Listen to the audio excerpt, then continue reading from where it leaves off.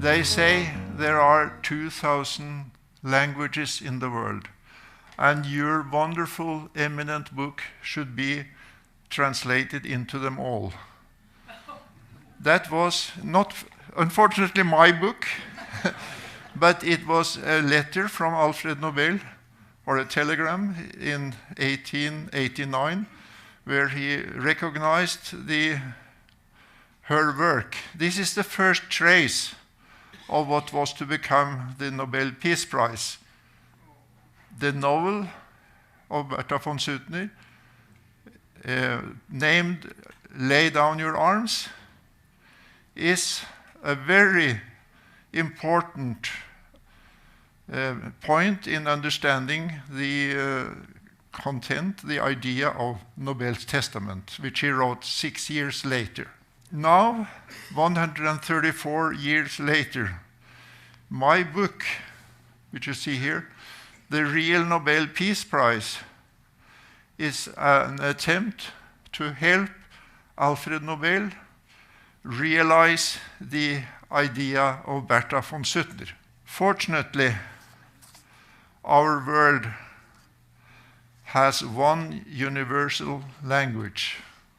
I have a very great and special honor to introduce a Norwegian genius in music, Knut Reiersrud, and his wife, Marit Halvorsen. They have prepared a special program for this event. Marit and Knut, the floor is yours.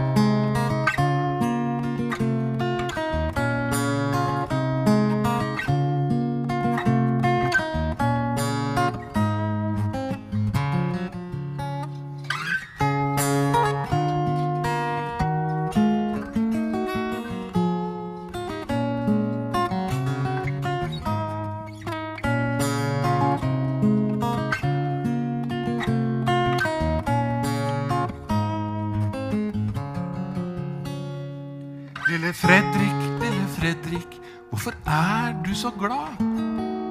Lille Fredrik, hvorfor du så glad? Jo, fordi jeg har skrevet en bok som bra. Today, 150 years ago, 11 November at 11, a historic ceasefire took place. It was never again, but 20 years later, it was once again. 85 years ago was the Crystal Night, and the next day I was born. So in a way, I've been haunted for all of my life by being born on the historic date of 11/11. It's a coincidence. I can't help it. In 1945, like in 1918, it was never again. Today, 2023, two new wars fill our hearts and our minds with compassion, disgust, and despair. Trapped people are being bombed. We watch their desperate cries. Who can stop this? Why do wars happen again and again? Where is the world, society, the law, the rules, the enforcement? When will we get a peaceful world order? And that is, of course, the theme of my work and of my present book in English. This insanity has to stop. We should have listened to Alfred Nobel and Suttner. It is one world or none. In the last years of Alfred Nobel's life, the belief in an alternative to military strength was very strong. And the idea of Nobel was to try to help this approach to security persevere in the competition between two distinctly different and opposite ideas of how to make peace. In the Nobel Committee's internal and very secret nomination files, I found an inexhaustible source of insight into these problems. And the idea of my book, a main part of it, is to share those ideas with you. And I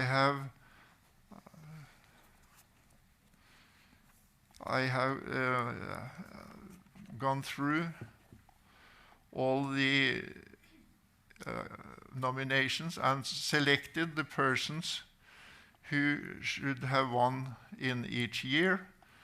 And in the book you will find like lighthouses and these images of who should have won the Peace Prize in all these years since 1901. Up to 1970 I could build on the actual files and access to them. And after that I had to search my own memory and studied each year who was the most deserving candidate. After my first Nobel book at age 70 in 2008, I was called to the office of the rector of Oslo University, Ole Petter Ottersen. Not for reprimand, he expressed his appreciation and wished me success.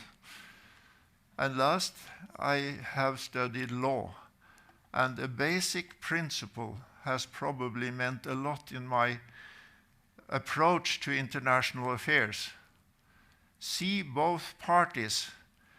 Never pass judgment without listening to both sides. A special welcome to Ketil Lund, former Justice of the Supreme Court of Norway, he made the historic report mapping political surveillance, illegal political surveillance in Norway.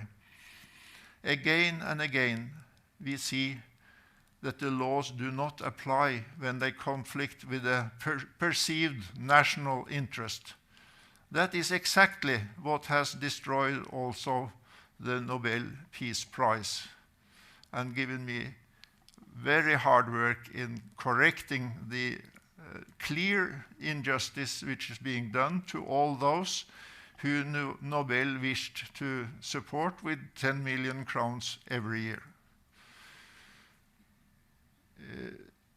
And then the most honorable of the honorables, former Chief Justice for 11 years, Carsten Smith, is here, also very much honored by that.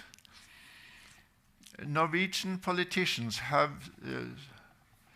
stood firm in ignoring all reminders of the applicable law.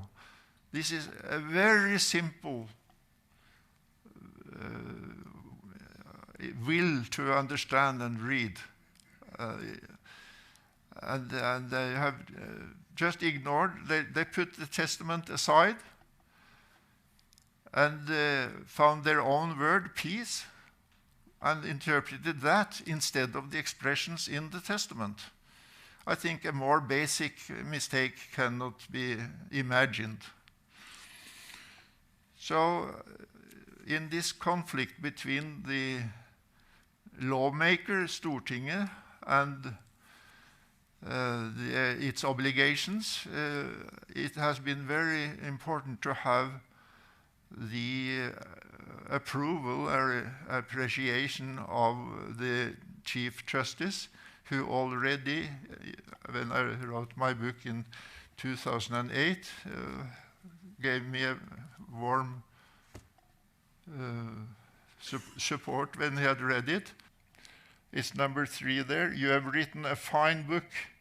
It contains a strong argument for your interpretation of the will. Many of your statements will live by their clarity. Thank you.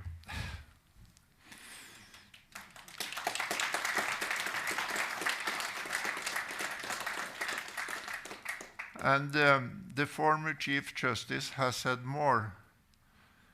He recommends taking the mismanagement of the prize to court. For the last 2 years, I have tried to retain a good litigation lawyer without success. Apparently, it takes both spine and guts to challenge Norway's great national pride. As an anti-militarist, I'm often seen as an enemy of the United States. I gladly admit that I hate the empire, but I have such a gratitude and love for the American nation that I made a point of it on the cover of my book. Fredrik Heffermehl had his most formative year in New York, taking an advanced degree at NYU School of Law. Later, he would often return to the city for peace diplomacy at the UN as vice president in the International Peace Bureau and other peace organizations. The truth is that I think no nation on the planet would benefit more than the US from dropping its quest for global hegemony and enter into global cooperation based on equality, respectful cooperation, and equal rights. Their democratic institutions are hijacked by the military, just as Dwight Eisenhower warned against in his farewell address in 1961. And this has made America the key to changing and realizing a global world peace order. I had a fantastic year in New York in 68, 69, studying at NYU, New York University School of Law. I have also been consumer ombudsman, and I should have wished that the principles on truth in advertising and fair business methods also would apply in that field. But the arms production is the most profitable of all markets. The industry is selling solutions to problems it actively creates. We have a highly irrational international pattern where nations respond to fear of other nations by making themselves more frightening to them. This guarantees an eternal upward spiral in both cost and danger. Democracy and freedom of speech do not function in these issues. People do not get the information they need, and they cannot get it since military security is a necessity. It is a paradox that the protection of democracy requires its upheaval. The system does not and cannot ever make us safe. It can never describe or promise a point in the future where there is balance and harmony. Only eternal power competition and accelerating arms races. The system may be impossible to change, but how can anyone in the nuclear age believe that we can have security through military power? The reason why I've been doing this work for 16 years, it is to, as a last call, to escape from the war zone. We really have to take forward all the ideas in these persons and ideas I present in the book, and change our mind, our understanding of what the world needs, and see how desperate the situation is and how it threatens our very survival. Thank you. Next comes from Britain, Peter van den Dongen. He is an eminent expert, a leading. I think no one knows peace history as well as he does. And he has been a very helpful consultant all through my work. And he has read drafts over in the last 10 or 12 years of this book and earlier books. And I'm very happy to give him the floor.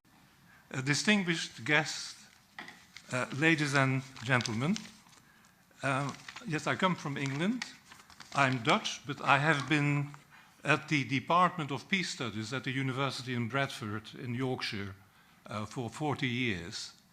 And one of the first things I was asked to do was to come to a conference here almost 50 years ago, in 1976, I think it was, to participate in a small symposium organized by Johan Galtung.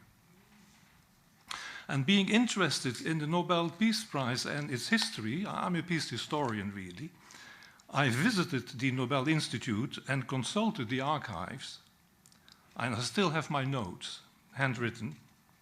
And on several occasions I commented what riches those archives contained and how they could, should, and one day would form the basis of an amazing book. That book has been written by Fredrik. And now we are celebrating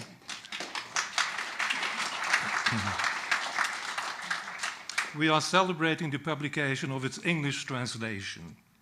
To have examined all the nominations of the first 70 years for which the archives are open, including the reports by consultants and the shortlists, and by the way, those reports are in Norwegian, and I've always been frustrated not knowing Norwegian, and to have supplemented this by informed speculation about nominations and deserved winners for the next 50 years, from 1972 until the last few years, has truly been a Herculean effort. The informed speculation refers to the fact that Fredrik, as many of you will know, has long been active in central organizations of the peace movement, such as the International Peace Bureau and the International Association of Lawyers for Nuclear Disarmament. He has had intensive personal contact with and has cooperated with many individuals and movements and organizations around the world. He therefore knows the world of Alfred Nobel's champions of peace like few others. This first-hand knowledge has given him a solid basis for selecting the most suitable winners without fear or favor. The main result of his extensive and thorough research is the compilation of an alternative list of laureates, more in conformity with the wishes of Alfred Nobel, to honor those champions of peace who struggle for the making of a world without, to quote Fredrik, without war, warriors, and weapons. How far we are today from such a world needs no elaboration. The return to barbarity that Nobel predicted if war was not abolished, and he mentioned the need to do so within the next 30 years, has been with us for most of the 20th century and may well result in the extinction of life on Earth in the 21st. Prophets are often crying in the wilderness and not heard in their own country. That seems to apply to Fredrik and also to Johan Galtung, the foremost pioneer of contemporary peace research and peace studies. Galtung, who celebrated his 93rd birthday only a couple of weeks ago, is not heard even in his own city. Now, he was born in Oslo, went to university here, created and directed the Peace Research Institute here, and for the next 10 years was professor of peace and conflict research at the university here. The new discipline was meant to be the science of survival, which the nuclear age demanded and which can be seen as the manifestation of the first Extinction Rebellion. It is nothing less than a scandal that peace research and its practitioners and pioneers have never been honored by the award of the prize. First and foremost, Oslo's native son, who is the world's foremost peace researcher.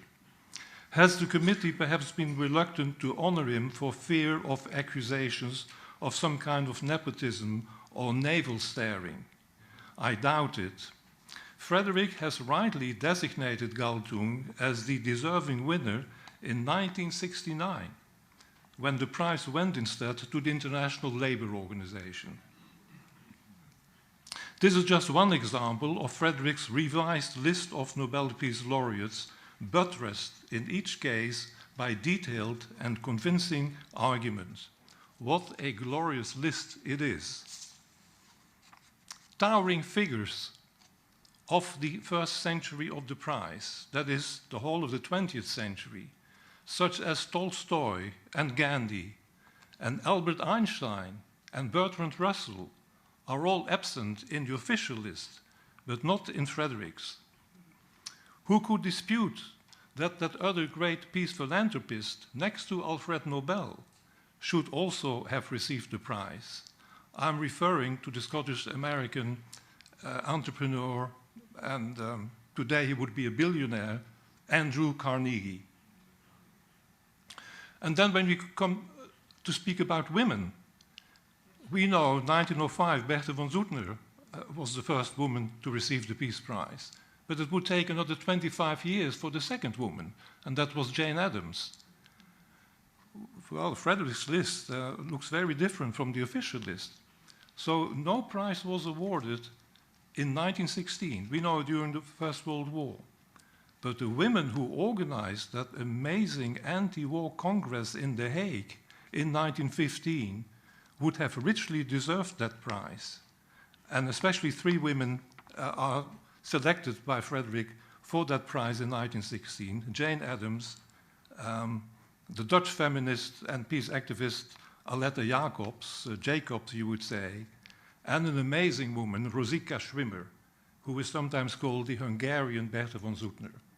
And by the way, Schwimmer was the first woman ambassador in modern times of Hungary in Switzerland, just for a short period.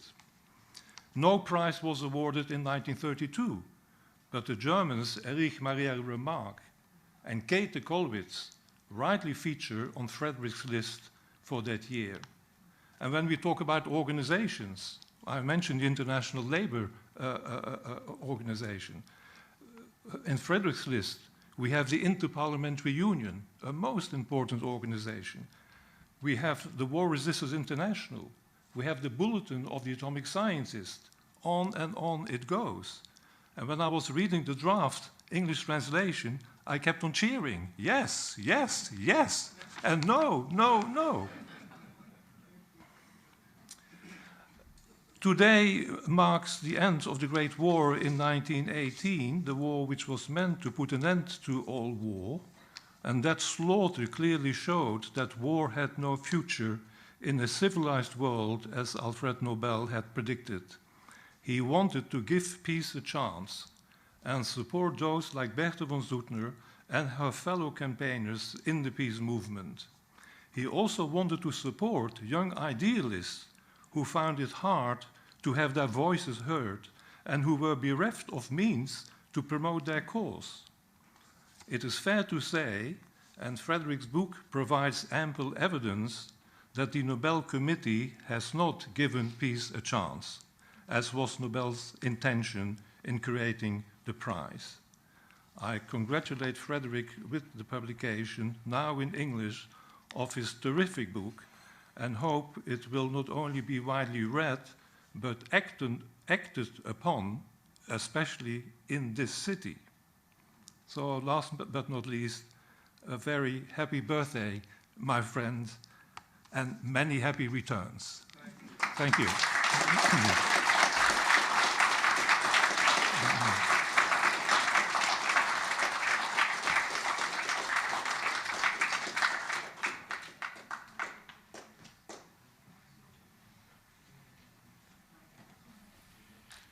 Nå har Tore Vestby. Hvor er du? Ja, du har sittet på Stortinget for Høyre, og du har vært veldig aktiv etter hvert for fredssaken. Og du har lyst til å si noen ord i dag. Mikrofonen er din.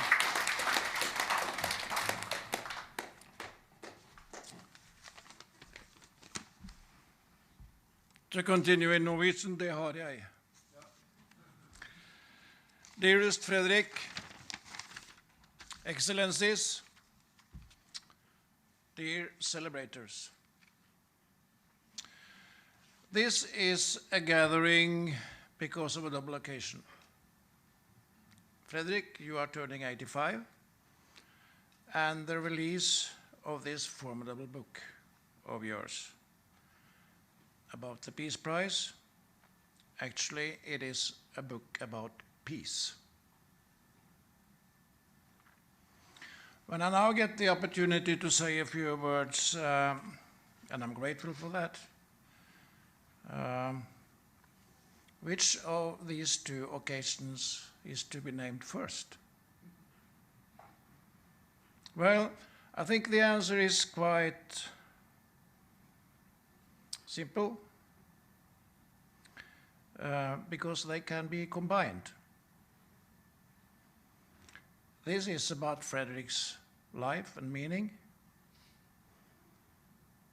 It's about peace, and Fredrik is peace.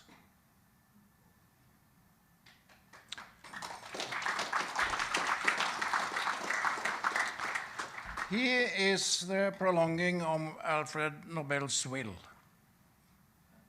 about disarmament and how to disarm, the basic thinking in it. It is about how to create peace, and now we have it in English.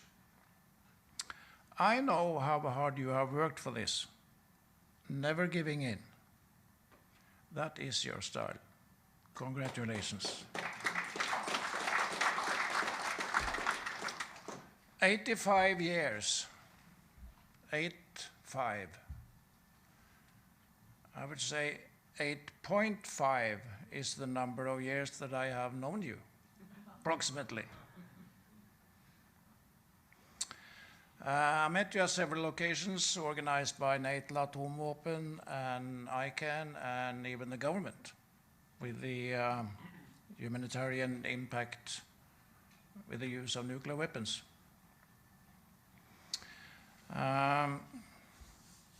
31st of January 2017, I sent a nomination to this committee, Nobel Peace Prize Committee. I nominated President Xi and his Belt and Road Initiative in China for the Nobel Peace Prize, based on the fact that when trade is going on in a win-win situation, you can stop the armament, you can go into disarmament. I called Fredrik and he said, "Are you crazy?" And we have ever since had a very direct tone in our talks. So we open for that. I'm open for that too, no problem. And I said, think about it and call me back. The next day he called me and he said, well, yeah, I think you are onto something. And this has developed for both of us, I think. And now we see in this world, when you mentioned there are two ongoing wars, at least, two big things going on. There is only one comprehensive peace plan that been put on the table, and it comes from China on the Russian-Ukraine war. And I would say it can even be put on the table in the Middle East.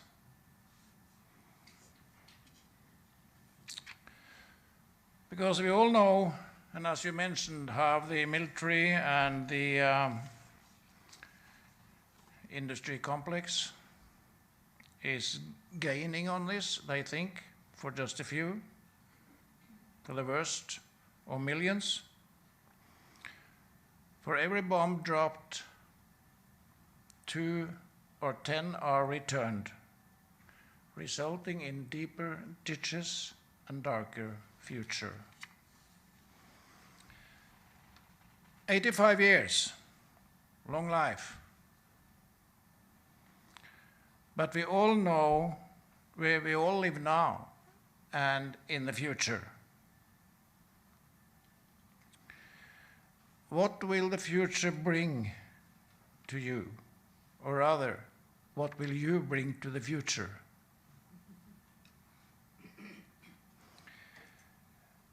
You have opened my eyes for and convinced me that the Parliament of Norway have done an embezzlement of Nobel's will from the very beginning. Even the Parliament, who is the maker of the laws and superior in their decisions can be tested. I do not think I am terribly wrong when thinking that you have a plan for that. getting the Norwegian Parliament organizing of the NPP committee and all with it to be tested for the High Court. That is really something to work for and to live for on your way from 85 to 100. So please continue your engagement. Best of luck, no matter if it is for peace or petanque. Happy birthday, dear Fredrik. Congratulations on this and the book release and your next endeavor.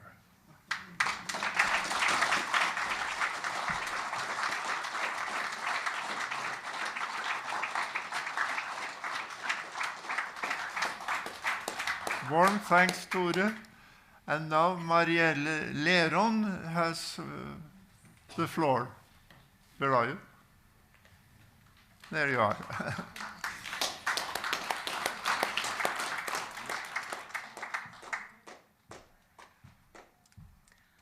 I really didn't know that this was in English.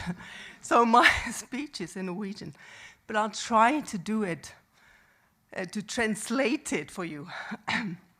I don't know if I succeed in that. Jeg kan også snakke norsk. Men hvis det mange som ikke snakker... Nesten alle snakker norsk. Jeg sitter en time her og prøvde å svette meg gjennom med sånn Google Translate. Men ok. Da skal jeg prøve å tenke på norsk igjen, Fredrik. Vi har ikke kjent hverandre så veldig lenge. Men du har vært der ute i fredsarbeidshorisonten for alle oss som opptatt av fredsarbeid i mange tiår. Jeg har lest dine kronikker både her og der, rundt omkring i Aftenposten, ofte Klassekampen og så videre. Og det har vært en stor glede og inspirasjon for oss som jobber med fred. Du var også på en lunsj i sommer, hjemme i hagen min, sammen med, og det var en fredslunsj sammen med Jeremy Corbyn som var kommet til Norge, og det var Andrei Hunko, som nå sammen med Sara Wagenknecht prøver å danne et fredsparti i Tyskland. De brutt ut av de linke for å gjøre det. Så der det også et fredshåp nede i Tyskland akkurat nå. Ja. Når du denne gangen på engelsk satser på å nå ut om Nobelprisen, så det ikke så vanskelig å være enig med det. Nobels testamente uproblematisk klar. Det burde være vanskelig å misforstå det, men Nobelkomiteen, som du veldig godt argumenterer for, har klart det. Mange flotte mennesker har fått Nobels fredspris, men bare et fåtall har vært opptatt av nedrustningsarbeid. Og det jo helt utrolig, men sant. Det har stort sett vært en menneskerettighetspris. Opprusteren Alfred Nobel ville bruke sin enorme formue til å nedruste. Han trodde at våpnene begynte å nærme seg et destruktivt toppunkt, som ville få folk til å besinne seg. Og enda hadde ikke Nobel opplevd Hiroshima og Nagasaki, eller Cuba, Ukraina eller Gaza i 2023. Jeg og foreningen Fred og rettferdighet for, som jobber for å bli et fredsparti i Norge. Vi har tatt inn i våre statutter, i vårt program, foreløpig program, at vi stiller oss bak formålet med Nobels fredspris. Norge skal som fredsnasjon opptre i fredsprisens ånd, og ikke bare dele den ut. Norge skal derfor aktivt jobbe for reduksjon av militærstyrker, arrangering av fredskongresser og nasjonenes forbrødring. Norge trenger et fredsdepartement. Det er det beste forsvaret vi kunne få.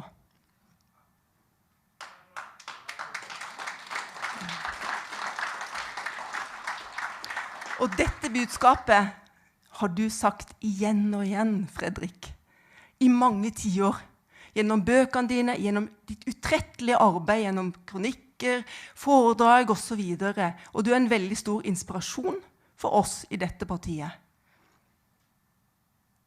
Og vi håper at dine ord vil nå helt fram til det norske Nobelinstituttet i Henrik Ibsens gate 51 0255 Oslo. Gratulerer med dagen!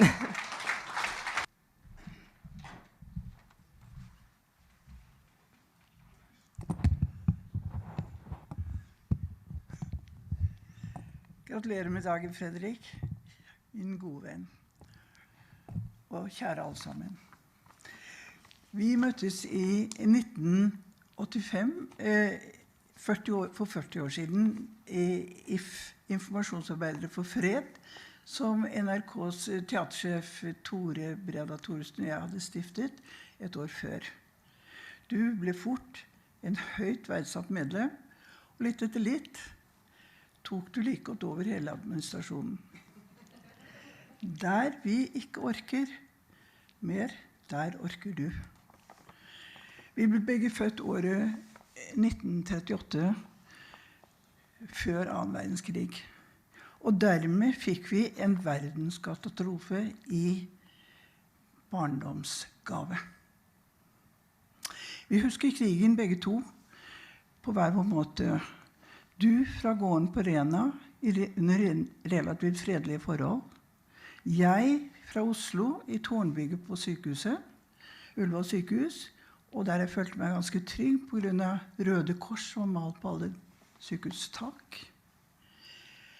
Men var vi egentlig så beskyttet? Ikke fra våre foreldres uro, ikke fra at mor sto i matkø, ikke fra mørke blendingsgardiner hver kveld, og ikke fra flyalarmene hver dag, og ikke fra opphold i kalde kjellere sammen med ukjente folk. I det myke barnesinnet satte krigen sine spor. Og endelig, da alt var over, og den 6. august 1945 kom, dagen før jeg fylte 7 år, slapp USA Little Boy over Hiroshima. Over barna, over alle de uskyldige menneskene, og 3 dager etterpå, Fat Man over Nagasaki. Flere enn 230 000 mennesker døde der og da. Og så kom alle skadene, år etter år etter år. Da forstod vi alle at verden kunne utslettes totalt. Vi ble redde og sårbare, og denne grunnerfaringen ble min drivkraft, og kanskje også din. Og dette opplever jeg som vårt skjebnefellesskap, Fredrik. Og da begynte vi å gå. Høsten 45 arrangerte Norges Gangforbund den første fredsmarsjen under mottoet «Norge, fred og frihet eier norske folk på alle veier». Og vi gikk. For Ungarn i 56, mot atomvåpen i 60-61, for kvinnekamp og fred i 70-årene, mot EU i 72-94. Og på en måte har du aldri sluttet å gå, Fredrik.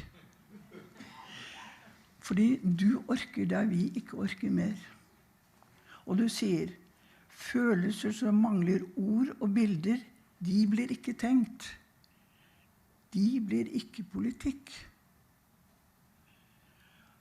Selv om de er livsviktige. Og hva ble livsviktig for deg da, Fredrik? Etter mange år som fredsarbeider og forfatter og som støttespiller, for Vanunu og Assange, begynte du å arbeide med å undersøke Nobels testament og Nobelprisens ringvirkninger. For meg du Askeladden, som søkte og lette og fant noe andre ikke skjønte var verdifullt. De lo av deg. De lo av deg, men du ga deg ikke. Og det du fant var Nobels testamente, og det gjorde du om til gull. Gjennom årelangt og nøyaktig arbeid som en arkeolog gravde du fram en verdenskjent og respektert merkevare, som du tar på alvor.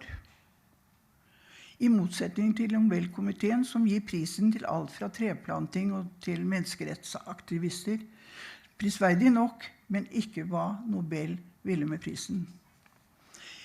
Men himmelen over ditt engasjement ikke Nobelprisen, det tror jeg du har sagt i dag også, men som hos Nobel det sameksistens, nedrustning og fred på jorden. I medaljens bakside skriver du idéhistorien om 120 års fredsarbeid. Dette formidlet via de 112 miniportrettene som har vært nevnt i dag, og over personer som du mener skulle fått prisen, men alle disse ble valgt bort av Nobelkomiteen. Og boken din, medaljens bakside, som et Brechts lærestykke. Leser du denne boken, skjer forhåpentligvis den transformasjonen Brecht søkte i sine skuespill, nemlig du begynner å tenke på en annen måte. Boken til og med lettlest. Jeg har gitt den til 20-åringer som synes den spennende. Og du på din side blitt mistrodd og misforstått, uglesett, utstøtt. Men du står støtt med din rullator i vinden, og blåser du for kraftig, så setter du deg ned på den. Men til dine motstanderes store irritasjon reiser du deg alltid opp igjen. For din oppgave større enn motgangen. Du holder ut der mange av oss ikke orker mer. Din fortvilelse og din begeistring, Fredrik, gir oss et håp om at til slutt vinner fredelige løsninger fram uten våpen. Takk, kjære Fredrik Askeladden. Din innsats livsnødvendig for våre etterkommere. Og du vet at vi her for å elske, ikke for å drepe.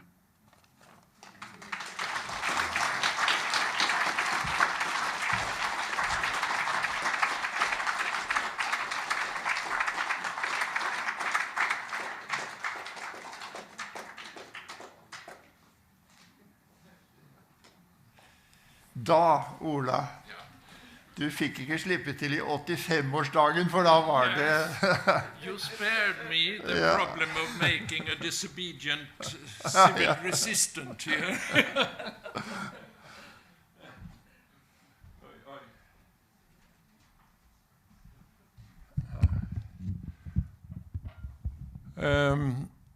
I am Ola Friholt, and over there is my wife, Ernie Friholt, and she is the unrecognized Berta von Suttner of Sweden.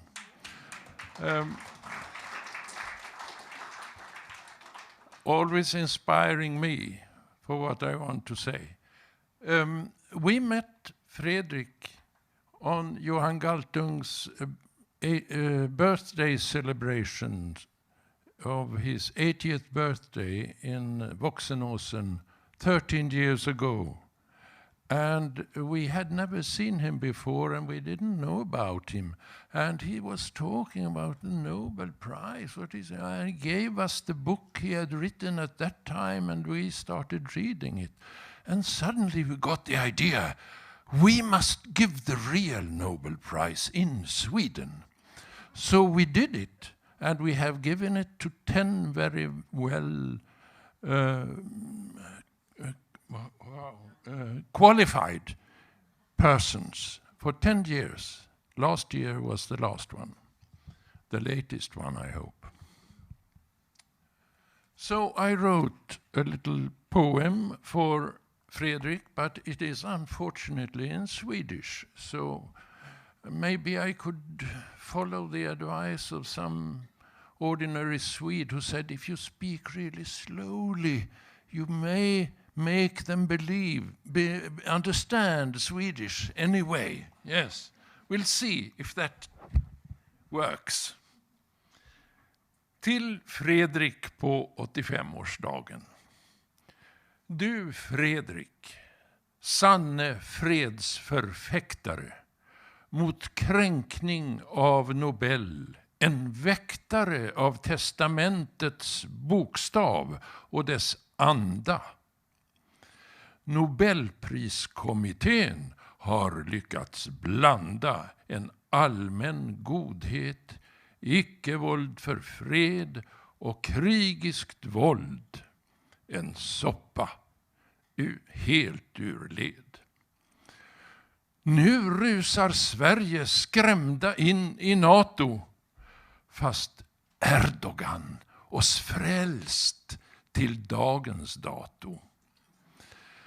Den norske NATO-chefen Stoltenberg sa nyss på engelska med norsk språksfärg att weapons are the only way to peace. Så hädiskt mot Nobel på alla vis. Vi står i en orkan av propaganda och byter fredens texter med varandra. Hur når vi äntligen till allmänheten ut? Hur får vi äntligen ett genomslag till slut? Nobel var ju en känd kapitalist. Hans dynamit till fredligt bruk förvisst var farlig nog att hindra krig för gott. Men ännu värre krig blev människans lott.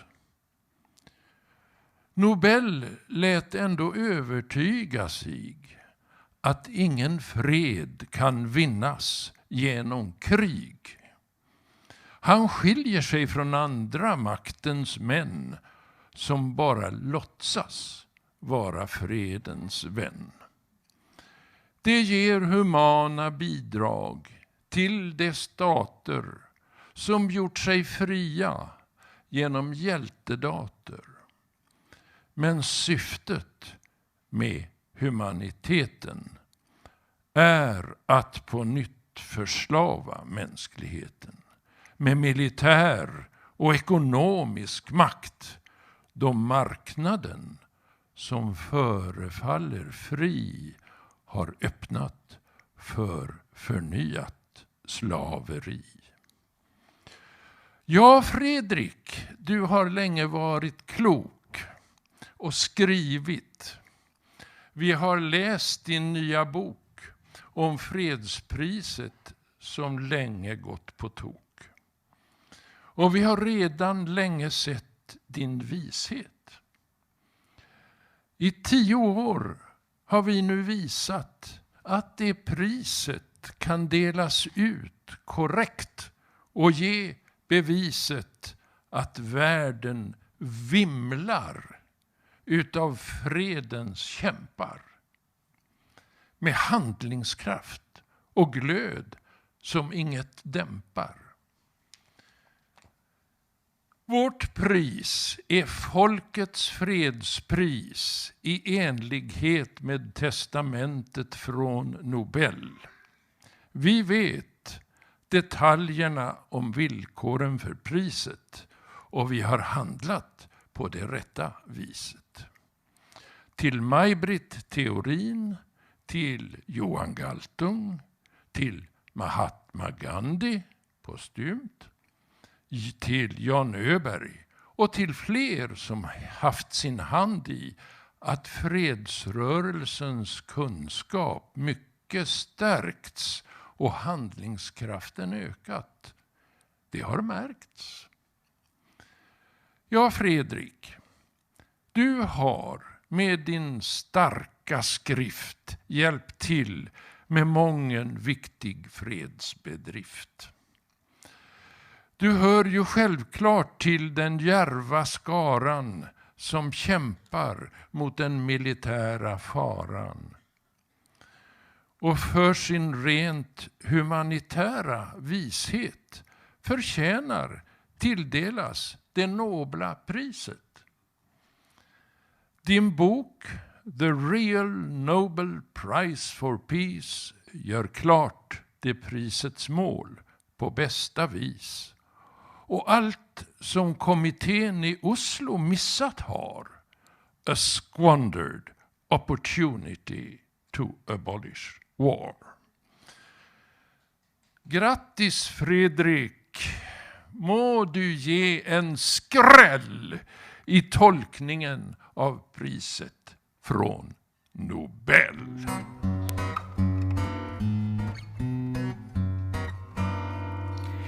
I ett land som bebodd av nisser, mørke menn og åndsforlatte fe, finns det kulturelle spisser. Ja, her står vi, värsko bare se. Vi alt overskuende og rent faretruende, intelligente, prominente, alpeluende, som folk så moe for, fordi vi noe for oss selv. For landet blir gråere, og folket blir råere, uten en åndselite av forstå seg påere, som kjemper på skansen for, som har denne sansen for oss selv.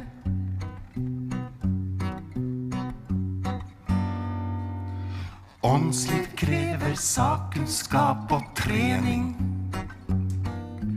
tonefull og lang og veien frem. Dere her som mangler rett til mening, trenger folk som mener alt for dem.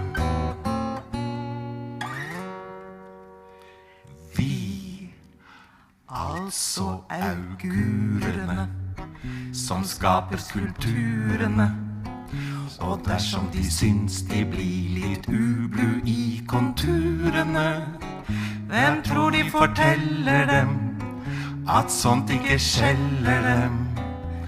Vi selv. Vi innenfor klanene som skriver romanene, hvis diktere simpelthen må regnes blant titanene.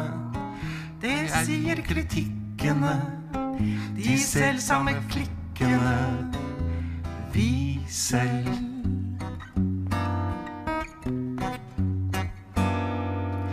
Eksklusivitet det unike, merket på en intellektuell. Målet å skrive så man ikke blir forstått av andre enn seg selv. Dog vi på parnassene kan finne det passende, kan opplyse massene om knirking i madrassene. Hvis det bevirket av, hvis knirket knirket av oss selv. De skildrende fruene gebærde seg truende, da har mens vi glødende, ja faktisk alpeluende. Hva har de å skjelle for? Skal lovene gjelde for oss selv?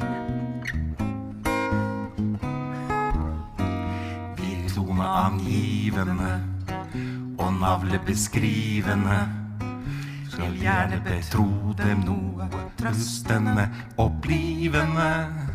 Det er ikke luen vår som er selve kluen for oss selv.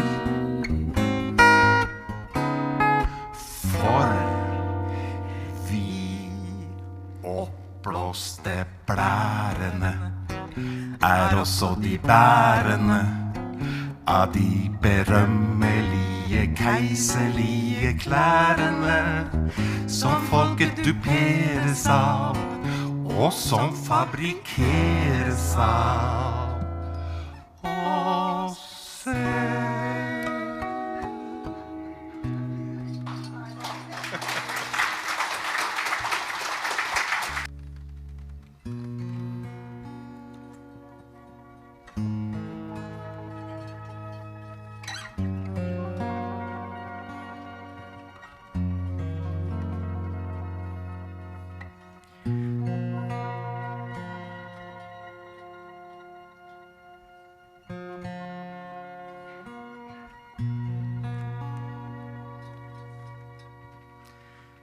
Vinden rider høyt på sky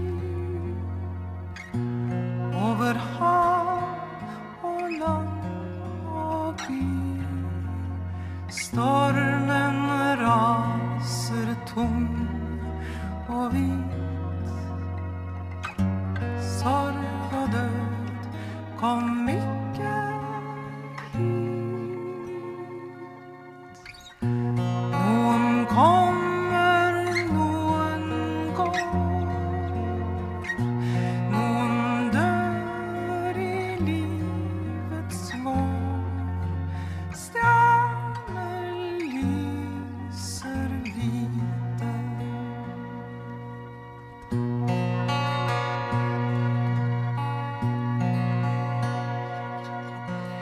Kanskje at du en gang får myrtekransen i ditt hår. Kanskje etter dagens dåd får ditt håp en sølvertråd. Noen kommer, noen går. Noen dør i livets vår. Stjerner lyser hvite.